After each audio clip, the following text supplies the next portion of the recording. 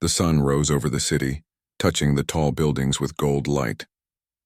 Among those towers stood a grand white mansion that belonged to Mr. Armin, a billionaire known for his sharp mind and cold manners. His home looked like a small palace with long marble halls, big chandeliers, and servants walking quietly through the rooms. Inside the mansion, every morning began with a routine. The housemaids polished the floors, the cooks prepared breakfast, and the guards checked every corner of the property. Mr. Armin liked everything to be perfect. He was a man who believed money and power could fix anything. One of the maids, Rena, had been working there for 3 years.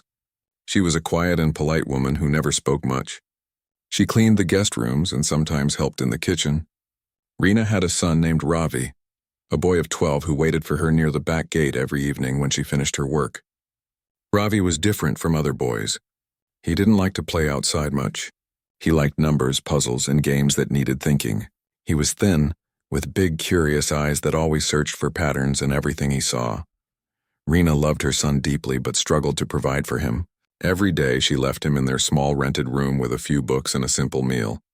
She told him to study hard so one day he could have a better life than hers. Ravi listened carefully. He didn't complain. He spent most of his time reading old books from a library near the market. One of his favorite books was about card games, especially poker. Poker fascinated him. He liked how it mixed numbers, logic, and a bit of luck. He didn't care about winning money. He liked understanding how people thought when they played. Sometimes, while his mother worked, Ravi made small paper cards and practiced reading patterns, pretending he was playing with real people.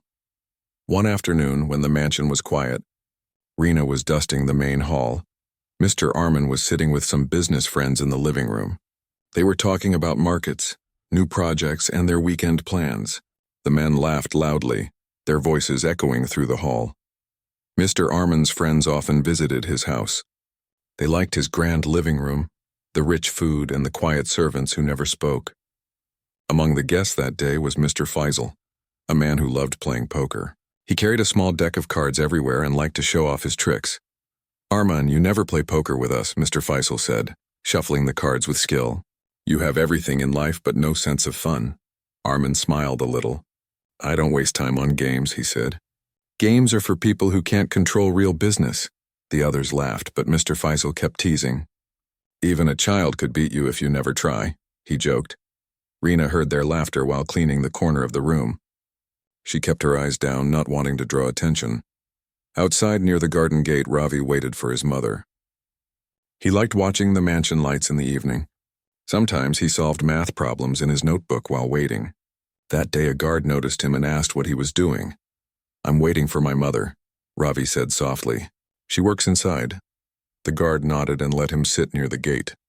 Ravi opened his notebook and started drawing card patterns. Inside, the sound of laughter continued. The men decided to play poker just for fun. Mr. Faisal spread the cards on the table. The servants brought drinks and snacks. Rena was told to stay near the door in case they needed anything. As the game began, the guests became louder. Some were winning, some losing. Mr. Armin watched them silently, half amused, half bored. At one point, one of the guests said, "Let's raise the stakes, Armin. Make this more exciting." Armin smirked. "I told you I don't play games." Mr. Faisal leaned back and said, "Then maybe you can find someone else to play for you. Maybe one of your servants." He laughed and others joined him. It was a joke, but Armin's pride didn't like jokes. He glanced around the room. His eyes stopped at Rena, who was holding a tray near the wall. "You," he said suddenly. "You have a son, right?" Rena froze. "Yes, sir," she said quietly. "Bring him inside," Armin said. "Let him play instead of me. Let's see if he has better luck than I do." The room went silent for a moment. Rena looked confused and frightened. "Sir, he is just a boy," she said carefully. "It's fine," Armin said. "We are not serious. It's only a game." The guests laughed again. They thought it would be fun to watch a child sit at the big table. Rena had no choice. She walked quickly to the gate and called Ravi. When the boy entered the mansion, his eyes grew wide. Everything looked shiny and big. He saw men in suits sitting around a table with cards spread out. His mother whispered softly, "Don't be scared. Just do what they say and be polite." Armin looked at him with interest. "So this is your son," he said. "What's your name, boy?" "Ravi, sir." the boy answered softly. Do you know how to play poker? One of the men asked, laughing. Ravi nodded slowly. A little, sir. I read about it.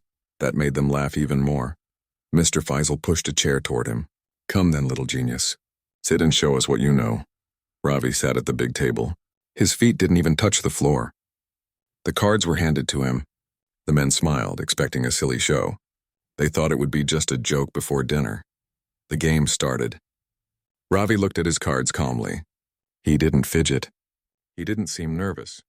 His small fingers held the cards firmly.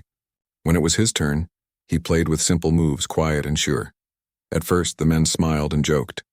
But after a few rounds, their laughter began to fade. The boy seemed to know exactly when to fold and when to stay. His eyes moved from face to face as if studying every reaction. He made no mistakes. Reena stood near the door, her hands trembling. She wanted the game to end quickly so they would stop mocking her son. But the room had changed. The guests were no longer laughing. They looked serious now. Mr. Arman leaned forward, his sharp eyes watching every move the boy made. Ravi looked back once, calm and quiet. Something about his expression made Arman stop smiling. The final round ended. The boy placed his last card on the table. The room fell silent. The chips were all in front of him. Mr. Faisal checked his own hand, then stared at the boy. Impossible, he said under his breath. Reena didn't understand what had happened, but she saw her son had won. Arman spoke slowly. How did you know when to call and when to fold? Ravi looked at him and said softly, I watched how everyone breathed, sir. When someone had good cards, their breathing changed. The room stayed quiet. The men looked at the boy in surprise. Arman felt something he hadn't felt in years. Shock. The game that started as a joke had suddenly become serious. He looked at the small boy again and realized something important. This was not luck. This was genius. The night had turned quiet inside the mansion after the poker game. The guests were still sitting around the table, their laughter gone. The boy who had been brought in as a joke now sat in silence, his small hands folded on the table. Ravi looked calm, but inside he felt nervous. He didn't know if he had done something wrong by winning. Mr. Arman kept staring at him with a strange expression. His eyes were not angry, but thoughtful. For the first time in a long while, he felt curious about someone. The boy's skill, his calm mind, and his way of reading people had surprised him completely. Ravi, Arman said after a long pause, do you really understand poker, or were you only lucky tonight? Ravi looked down for a moment and then said softly, Sir, I just watched how everyone acted when they had strong or weak cards. It was not luck. It was just a pattern. The men sitting around the table exchanged looks. None of them knew how to respond. They were older, rich and proud, but a small boy had beaten them using only his mind. Arman leaned back in his chair and spoke again. You saw patterns, you say? Interesting. You must be good at numbers, too. Ravi nodded. Yes, sir. I like to solve problems. Numbers are easy for me. Arman smiled faintly. Easy? That's not something people say often. He looked at Reena, who stood by the door, nervous and confused. You never told me your son is this smart. Reena bowed her head. Sir, I didn't think it was important. He just likes to study and read. Arman turned to Ravi. How old are you, boy? 12, sir. 12, Arman repeated quietly. At 12, I didn't even know how to count money properly. The guests began to stand up one by one, still talking about what had happened. Some smiled and patted Ravi on the shoulder before leaving. Others just shook their heads, still surprised.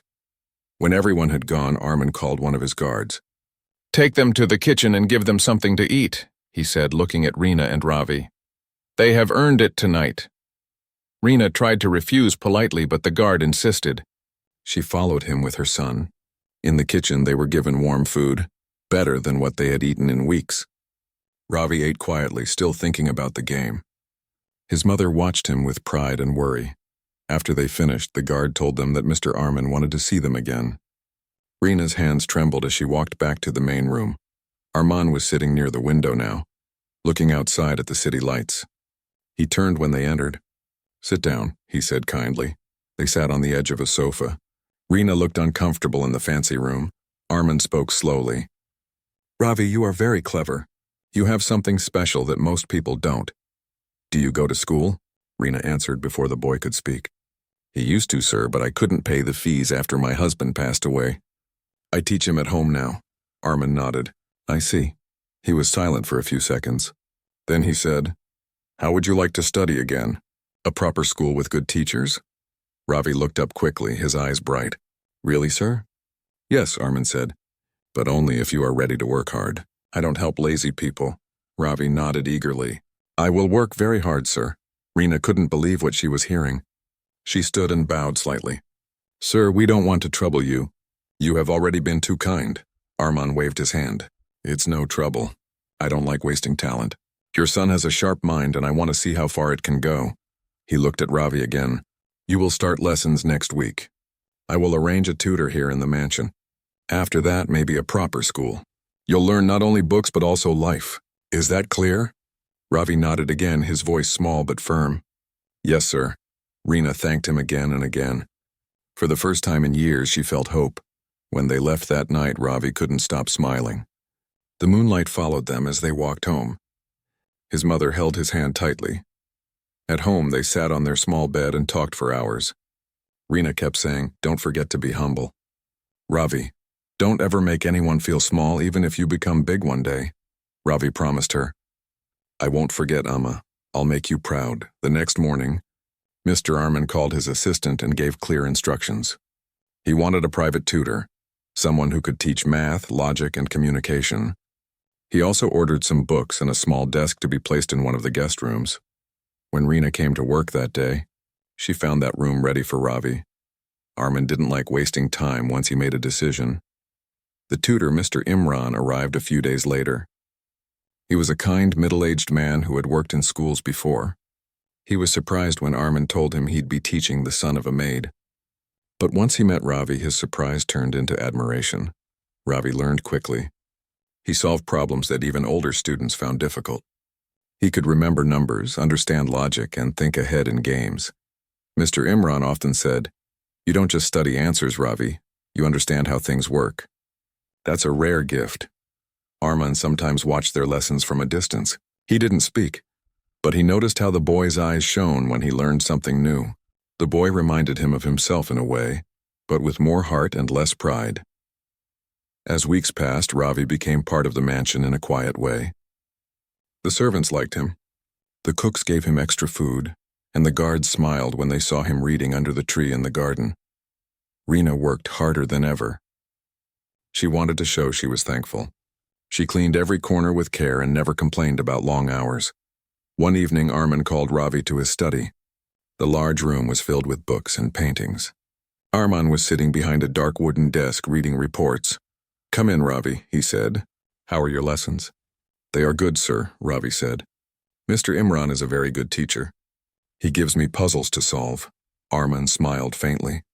And you solve them all, I suppose? Most of them, sir. Some are hard, but I keep trying until I find the way. That's the right attitude, Armin said. He stood up and walked toward the boy. You know, Ravi, success is not just about being smart. It's also about patience and kindness.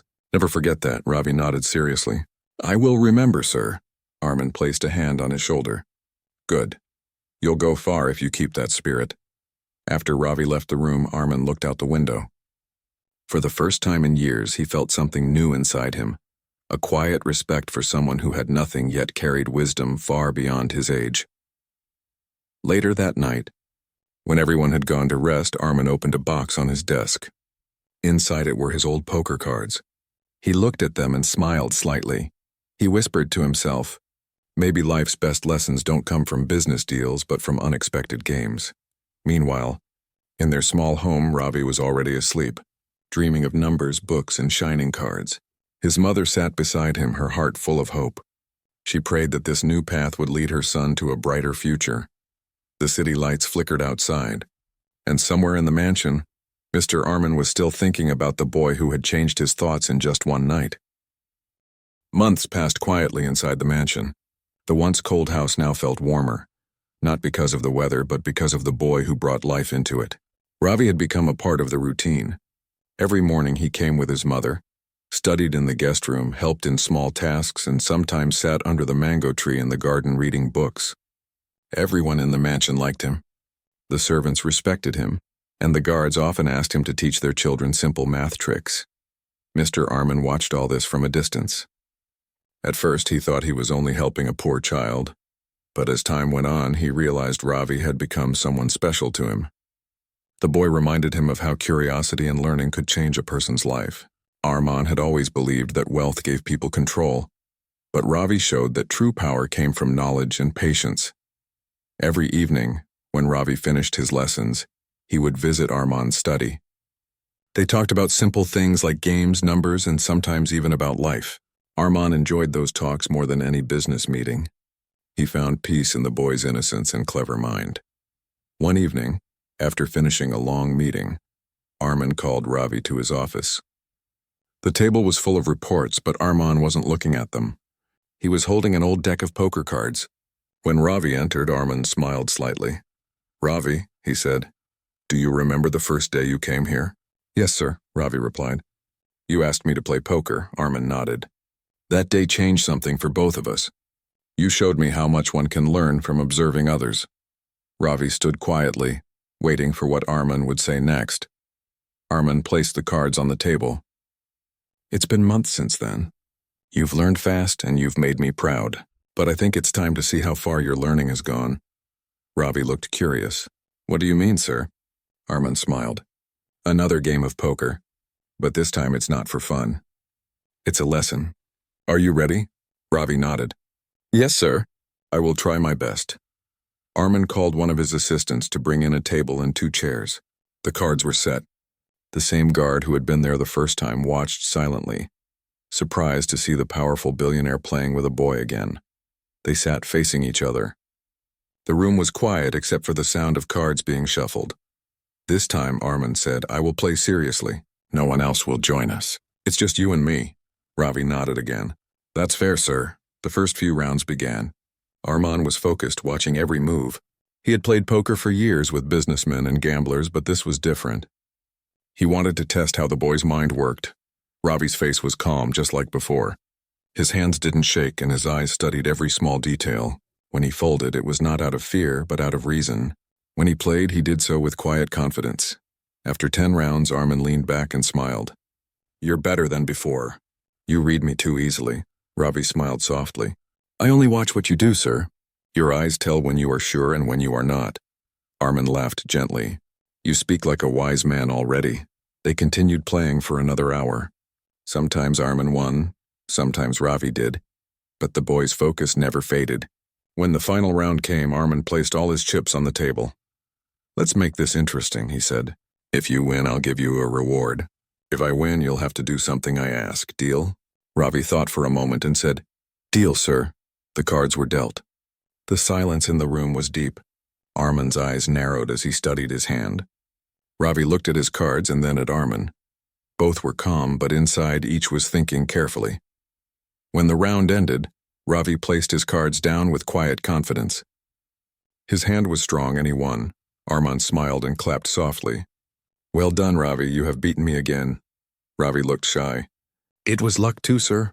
Arman shook his head. "No, not luck. You have something that can't be bought. You can see things others don't." He took out a small envelope from his desk and handed it to the boy. "This is for you. It's a small gift." Ravi opened it carefully. Inside was a scholarship form for a top private school in the city. His eyes widened in surprise. "Sir, this is too much," he said softly. "I can't take it." Arman smiled. "Yes, you can. You earned it. From now on, you'll study there. I'll handle the fees, books, and everything else. You'll visit the mansion on weekends, and your mother will keep working here. You deserve a chance to learn more." Ravi looked at him with tears in his eyes. "Thank you, sir." "I don't know how to thank you." Arman placed a hand on his shoulder. "Just study well. That's enough." When Reena heard the news later, she cried with happiness. She had never imagined such a future for her son. She thanked Arman again and again, but he only said, "Your son earned it himself. I just opened a door." The next week, Ravi started at his new school. It was huge, full of students wearing neat uniforms and teachers who spoke confidently. At first he felt nervous, but soon he found his place. His teachers noticed his talent quickly. He solved hard problems easily and often helped other students. Some older students even called him Professor Ravi jokingly. Every weekend, Ravi returned to the mansion to meet Mr. Arman. They played short games, discussed lessons, and talked about life. Arman enjoyed hearing about school stories. He told Ravi about his own struggles when he was young, how he had built his empire from nothing. One day, while they were talking, Arman received a phone call. It was from one of his business partners. There was going to be a big charity event, and he was invited. The event would include a poker tournament to raise funds. After the call ended, Arman turned to Ravi with a thoughtful look. "You know, Ravi, they are having a poker challenge at the charity event next week. All the city's top players will be there. Maybe you should come with me and watch. You might learn something." Ravi's eyes lit up. "Really, sir, can I?" "Of course," Arman said. "You'll come as my guest." That evening, Ravi told his mother the news. She smiled and said, "Just remember, be respectful to everyone. Don't let anyone make you feel small, and don't make others feel small either," Ravi promised. The next weekend arrived. The charity event was held in a grand hotel. The hall was full of rich people, bright lights, and the sound of cards being shuffled. Arman arrived in his black car with Ravi beside him. Everyone turned to look when they entered. Some guests whispered to each other, wondering who the boy was. Arman introduced Ravi politely. "This is my young friend. He's learning about numbers and logic." Ravi looked around the room, amazed. The tables were covered with green cloth, and people in suits were sitting with serious faces. As the game began, Arman joined the table. Ravi stood behind him quietly, watching every move. He could see patterns again, the same signs he had noticed months ago. At one point, one of the players made a careless move, and Ravi's eyes widened slightly. Arman noticed the reaction and smiled. He followed the hint and made his next move carefully. Within minutes, he had won the round. When the game ended, Arman looked at Ravi and said softly, "You just helped me win again." Ravi smiled shyly. "I didn't mean to, sir. I just noticed something," Arman laughed. "That's what makes you special. You notice what others don't." As they left the hall that night, Arman looked down at the boy walking beside him and thought to himself that maybe, someday, this child would achieve things far greater than wealth or fame. The stars shone above them as they walked toward the car, and in that quiet moment, the powerful billionaire felt grateful for the day he had met a boy who taught him how to see the world differently. The next few months changed everything for Ravi. His life now moved between two worlds. One was the small home where he and his mother lived simply and peacefully. The other was the grand mansion where Mr. Arman guided him, taught him about business, and played games that tested his mind. Every day, Ravi learned something new, and every lesson made him more confident. In school, he had become well known for his talent. Teachers praised him and his classmates respected him. He was quiet but helpful. He never showed off his intelligence, and that made others like him more. When someone had trouble with homework, Ravi explained it with patience. The headmaster even called him one of the most promising students in the city. Mr. Arman followed all of this with pride. He often told his friends about the boy who once came to his mansion in worn clothes and now studied among the best. His friends listened with interest, but some still joked that Arman had grown soft because of a child.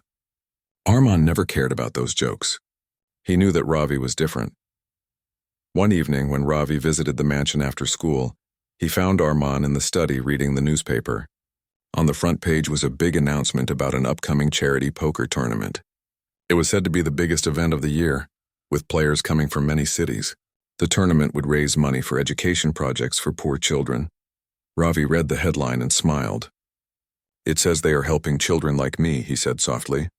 Arman looked up and smiled. "Yes, and I think it is time for you to see such an event closely again." Ravi nodded. "I would love to go, sir." Arman leaned back in his chair. "Then you will come with me. But this time I want you to play too." Ravi's eyes widened. "Me, sir? But I am still a child." Arman smiled gently. "True, but age does not decide wisdom. You have a gift, Ravi. I want people to see what I saw that first night." Ravi hesitated. "What if I make mistakes?" "Then you will learn from them," Arman said calmly. "That is what matters most." Rena was nervous when she heard the news, but she trusted Arman. She knew he would never let anything harm her son. So she said, "Just be respectful and remember, winning is not everything. The way you play is more important." The evening of the tournament arrived. The hotel hall was shining with golden lights. Reporters and photographers stood near the entrance. Businessmen, actors, and rich guests filled the room, their laughter echoing through the large space.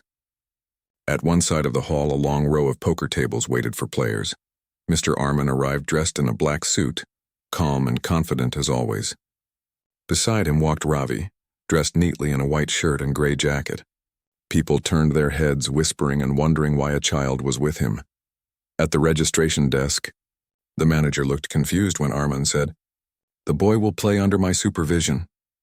But no one dared to refuse the powerful businessman. They entered Ravi's name as a special guest player. Inside, cameras flashed. The host announced the event. The audience clapped as the players took their seats. Armin sat close to the table where Ravi would play, ready to guide him if needed. Ravi looked around, feeling a mix of excitement and fear. The other players were adults with years of experience. Some smiled kindly at him, while others laughed quietly, thinking it was a strange joke. The first round began. The cards were dealt. Ravi held them carefully, his small fingers steady. The noise of the room faded from his mind as he focused on the game. His eyes studied every face at the table, watching movements and breathing patterns just like before. The players underestimated him at first. They thought he would make silly moves, but within a few rounds their expressions changed. Ravi's calmness was unusual for someone so young. He folded when he needed to, and played strong when the time was right. The crowd started to notice.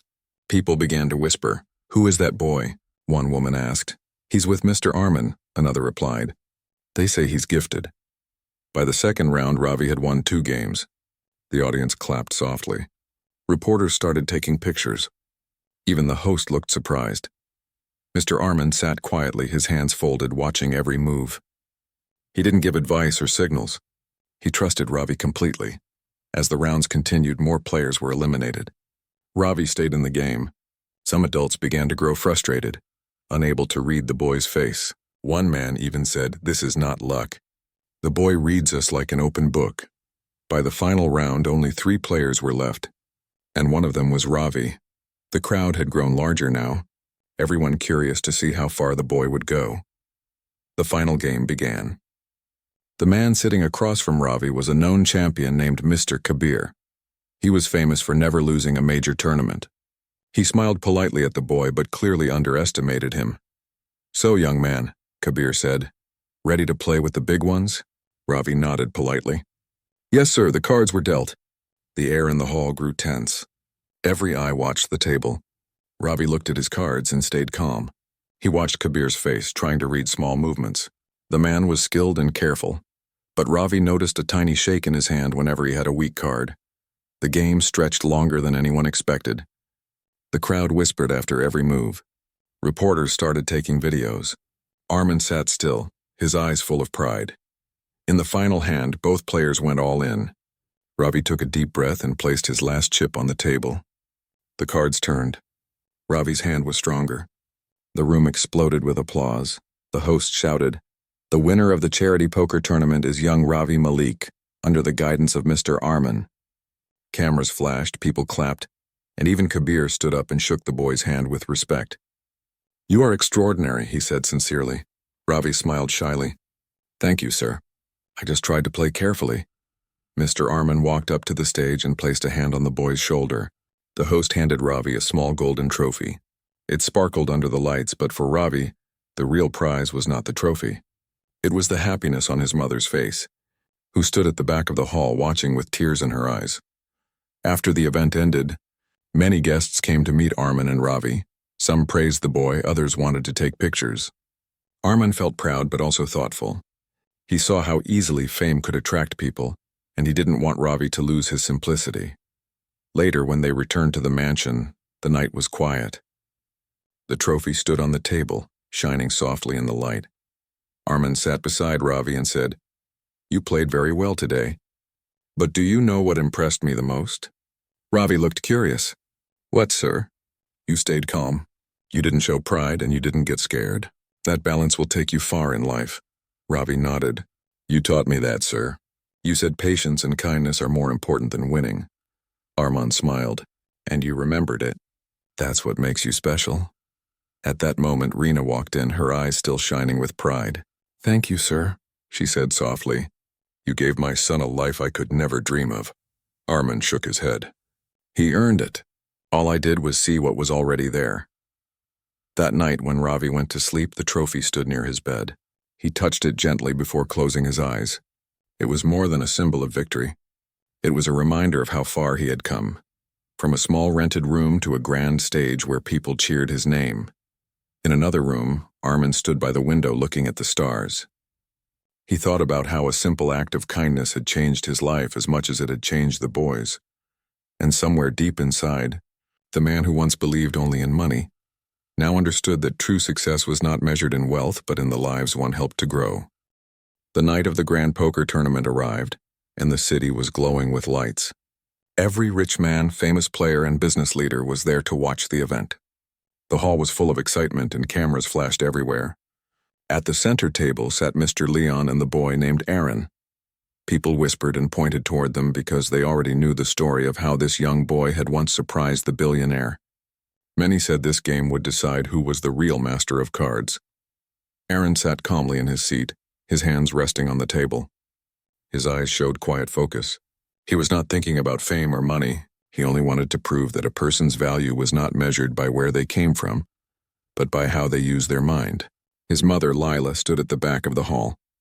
She was nervous but proud. She had always believed in her son. Mr. Leon entered with his usual confidence. He wore a perfect suit and smiled for the cameras. But deep inside, he felt something different. Aaron's talent had changed him. He no longer saw this game as a joke or a way to show power. He respected the boy. Yet he still wanted to test him one last time, to see how far Aaron's skills could go. The announcer called out the names of the players and explained the rules. The final game would have several rounds, and the winner would be the one with the most chips at the end. When the cards were dealt, the room became silent. Everyone leaned forward, waiting for the first move. Aaron studied his cards quietly. His face showed no sign of emotion. Mr. Leon tried to read him, but it was impossible. The boy's calmness was like a wall. Leon raised the bet, testing him. Aaron followed without fear. Their hands moved with perfect control and their eyes met in silent challenge. The first few rounds went fast. Aaron played carefully, never rushing. He made small wins, studying every move of Mr. Leon. The older man used every trick he knew, from fake smiles to sudden raises, but Aaron saw through them all. The audience could feel the tension growing. Every time Aaron won a hand, small claps came from the crowd. They admired his courage. At one point, Mr. Leon leaned closer and said softly so only Aaron could hear, "You are even better than before. But remember, luck changes fast." Aaron looked at him and replied calmly, "I don't play with luck. I play with mind." Those simple words hit deep. Mr. Leon smiled slightly, realizing that he was facing not a child but a master. The next round began and the stakes grew higher. The chips piled up in the center of the table. Cameras flashed as each move added to the tension. Aaron's strategy became clear. He was waiting, saving his energy and chips for the perfect moment. His patience was his greatest strength. Mr. Leon tried to pressure him, but Aaron did not break. His face stayed calm even when he lost a few hands. He knew that every loss was part of his plan. Finally, the last round began. The table was quiet. Only the sound of cards and chips could be heard. The air felt heavy. Both players had strong hands, but only one would win. Aaron looked at his cards and then looked up at Mr. Leon. He slowly pushed all his chips forward. "All in," he said clearly. The crowd gasped. Mr. Leon looked surprised but impressed. He studied the boy's eyes again and saw something he could not explain. It was not pride or fear. It was confidence built on truth. He knew the boy was not bluffing. After a long moment, Mr. Leon smiled and said, "All in." The dealer placed the final cards on the table. The audience stood up, waiting for the result. Mr. Leon showed his hand first. It was strong. Many thought he had won. But when Aaron turned his cards, there was silence. Then the dealer raised his voice and said, "Winner, Aaron." The room exploded with cheers. Cameras flashed again and people clapped loudly. Lila covered her mouth with tears in her eyes. Aaron had done it. He had beaten one of the richest and most skilled men in the city. Mr. Leon stood up and shook the boy's hand. "You are a true genius," he said sincerely. "I thought I was teaching you, but you have taught me instead." Aaron smiled politely. "You helped me learn," he said. Not just about cards, but about respect. Mr. Leon nodded and looked toward Lila. You have raised an amazing son. I was foolish before, but today I learned that talent and worth come from anywhere. He turned back to Aaron and said, From today, I want you to work with me, not as a student, but as a partner. Together we can build something great. The audience clapped again, louder this time. Aaron accepted the offer, but only after one request. He said, I will work with you, but I want to help others like me. Those who are poor but have dreams. I want a school for young minds, Mr. Leon smiled. Done, he said. We will make it happen. Months passed and the promise became real. A new academy was built, a place where children from all backgrounds could learn logic, numbers, and strategy. Aaron taught there while also studying more advanced skills. Mr. Leon supported him, proud of what they had created together. The academy was named the House of Mind, and it became a symbol of hope. Aaron's story spread far and wide. People admired his courage and kindness. He never showed off his fame or money. He lived a simple life with his mother, always thankful for what he had.